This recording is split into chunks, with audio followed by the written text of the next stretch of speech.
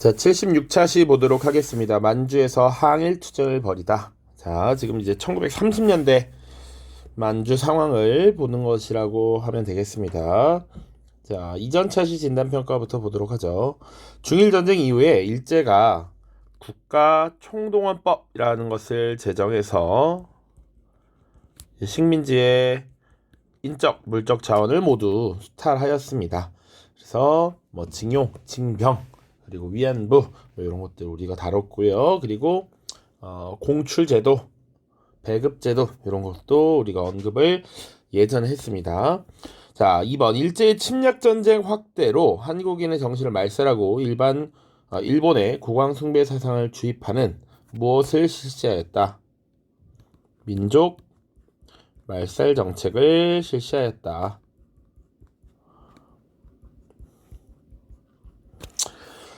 자, 이제 본격적인 내용 보도록 하죠. 선생님 필기노트 자료에서는 사실은 1920년대 무장 독립투쟁을 쭉 다루고 나서 바로 이 부분을 먼저 다뤘습니다.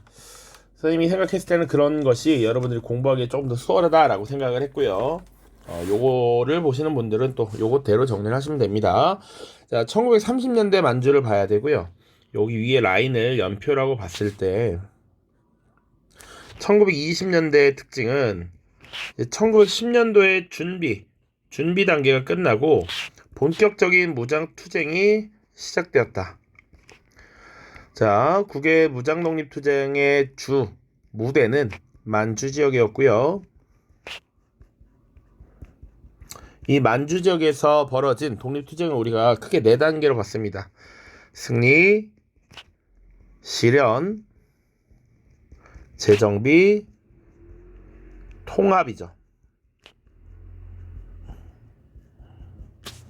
자, 그래서 일련의 과정 자세하게 우리 쭉 봤고요. 그 통합의 과정으로 만들어진 것이 뭐였냐면 밑에 나와 있는 남만주의 국민부, 북만주의 혁신의회였습니다. 자, 그렇게 이제 1930년대로 넘어가는 거예요. 자, 그런데 1930년대 초반은 어땠냐면 초반은 그래서 1931년 일본이 만주를 침공하는 만주사변이 발생해요. 그래서 이 일본과 적대적인 감정을 더욱 갖게 되는 것이지. 그런데 우리 한국인뿐만 아니라 중국인들도 당연히 이 만주를 침공하는 일본에 대한 불만이 강해졌을 것이다. 그래서 한국군과 중국군의 연합작전이 벌어지게 된다라는 걸 하나 봐야 되고, 그 다음 부분에서는 뭘 봐야 되느냐, 이제 일본의 만주 지역에 대한 장악력이 강해지다 보니 더 이상 만주에서 활동하기가 어려워지고 1930년대 중반이 되면 이제 중국 관내로 이동을 하게 된다. 자, 중국 관내에서도 여러 단체가 만들어진다. 그 정도 보시면 되겠습니다. 자, 이제 내용 볼게요. 1920년대 만주 나와 있습니다. 상황 보시면 사회주의가 확산되면서 사회주의 항일단체가 조직되고 있었다. 그리고 3부의 통합운동 나타났다라고 했죠. 국민부와 혁신의회로 재편되었다. 자, 그래서 남만주 지역에 있었던 국민부는 조선혁명당이라고 하는 것과 조선혁명군을 조직했다라고 했습니다. 사회주의 계열에 가깝습니다. 그리고 혁신의회, 북만주에 있었던 혁신의회는 혁신의회를 해체하고 새롭게 한국독립당과 한국독립군을 조직하죠. 자, 각각 이 단체와 이 부대들을 어떻게 이끌었고 어떤 전투에서 승리했는지는 밑에 나올 겁니다. 자, 그러면 1930년대 만주는 어떤 상황이었느냐? 한국인의 이주가 크게 증가했다라는 겁니다. 일제 탄압을 피해서 계속 만주, 연해주 지역으로 올라오는 사람들이 많았다. 그리고 1929년에 있었던 세계 대공황의 영향으로 경제적으로 어려움을 겪었고요. 그리고 만보산 사건이라고 하는 것이 일어나는데 이것으로 한국인과 중국인의 갈등을 조장합니다. 그러니까 수리시설 개축을 두고 갈등이 발생했는데 이것을 일본인들이 의도적으로 지금 확산시키려는 노력을 보였다. 이 정도 생각하시면 됩니다. 자, 그 다음입니다. 이제 1930년대 초반 한중 연합작전의 전개라는 부분. 자, 배경 보시면 일제가 1931년 만주 사변이라는 사건을 일으켰고요. 1932년에는 이제 괴뢰 국가인 일본의 아바타 정도라고 생각하시면 돼. 아바타 국가인 만주국을 수립시키면서 기존의 한국인뿐만 아니라 중국인들도 반일 감정이 더욱 커졌다. 이런 상황 속에서 일본에 대한 반감이라는 것을 공감대를 형성해서 한국군과 중국군이 연합작전을 벌이게 되었다. 자, 남만주 지역에서는 조선혁명당 그리고 그 산하부대였던 조선혁명군이 중국의 의용군과 연합을 했습니다. 자, 그래서 영릉과 흥경성 전투에서 승리하였다. 이런 기록들이 남아 있고요. 이것을 이끌었던 인물이 누구냐라고 하면 바로 양세봉이라고 하는 인물 기억해야 합니다.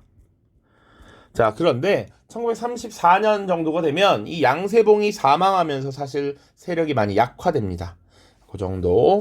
자, 그 다음 북만주 보시면 지청천이 이끄는 한국 독립군과 중국 호로군이 연합을 했고 쌍성보, 사도하자, 대전자령 전투 등에서 승리했다. 이런 단서 나옵니다. 특히 대전자령 전투 같은 경우에는 노획물이 많았어. 전리품이 굉장히 많았습니다.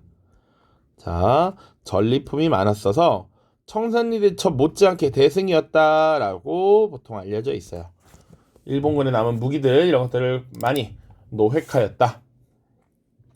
자, 그리고 1930년대 후반 보시면 자, 조선 의용대에 가담을 하기도 하고요. 혹은 요거는 뭐 여러 가지가 될 수 있는데 동북항일연군이라고 하는 조직에도 가담을 합니다. 그러니까 엄밀히 말하면 이 조선혁명군이 양세봉이 죽고 나서 사실상 사회주의 계열의 성향이 강했기 때문에 이 조선 의용대보다는 사실 동북항일연군에 가담하는 경우가 더 많았습니다. 끝까지 무장 투쟁을 해야 된다라는 생각이었기 때문에. 그리고 이 조선 의용대는 나중에 중국 관내로 이동하면서 만들어진 부대에 있기 때문에 또 뒤에 이렇게 합류하는 인물들도 있습니다. 자, 보시면 지청천을 비롯한 일부는 나중에 중국 관내로 이동하여 대한민국 임시정부에 합류해서 한국광복군을 만드는 데 참여하기도 한다. 뭐 이렇게 보시면 되겠습니다. 자, 마지막 만주에서의 항일 유격 투쟁이야. 자, 만주 지역에 중국 공산당과 협력하는 여러 항일 유격대가 있었습니다. 이런 게릴라 부대야. 지형 지물을 활용해서 소규모로 일본군을 기습하고 다시 자취를 감추는 이런 형태로 전투를 벌였다라고 보시면 돼요. 이들을 통합한 것이 동북인민혁명군이라는 게 있었습니다. 1933년이고요. 그리고 그 이후에 이제 사상에 관계없이 모든 반일 세력을 통합해서 동북항일연군으로 만들었다. 1936년입니다.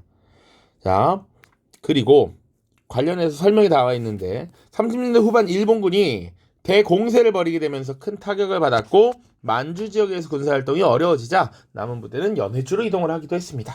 그 정도. 자, 2번 동북항일연군 내의 한인 유격대 활동. 사회주의 세력, 민족주의 세력을 포함해서 조국 광복회라고 하는 단체를 결성했고요.